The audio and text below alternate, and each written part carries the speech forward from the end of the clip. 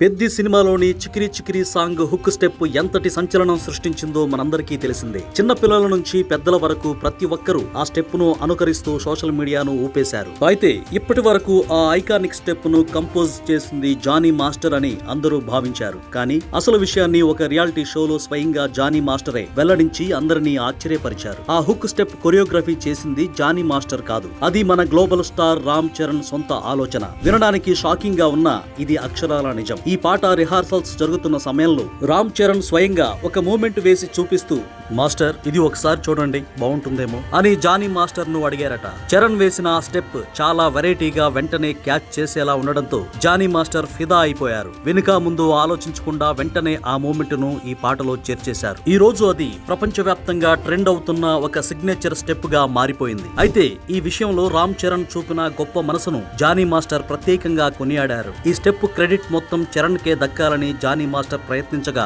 చరణ్ మాత్రం చాలా హుందాగా తిరస్కరించారట. నేను కేవలం స్టెప్ చూపించాను, కానీ దాన్ని నమ్మి పాటలో పెట్టిన క్రెడిట్ నీదే మాస్టర్ అని చరణ్ చెప్పడం ఆయన సంస్కారానికి నిదర్శనం. ప్రస్తుతం ఈ వార్త సోషల్ మీడియాలో వైరల్ కావడంతో నెటిజన్లు రామ్ చరణ్ పై ప్రశంసల జల్లు కురిపిస్తున్నారు. చరణ్ కు కేవలం డాన్స్ చేయడం మాత్రమే కాదు, ఒక పాటను ఏ స్టెప్ నిలబెడుతుందో తెలిసిన అద్భుతమైన విజన్ ఉందని అభిమానులు గర్వంగా చెప్పుకుంటున్నారు.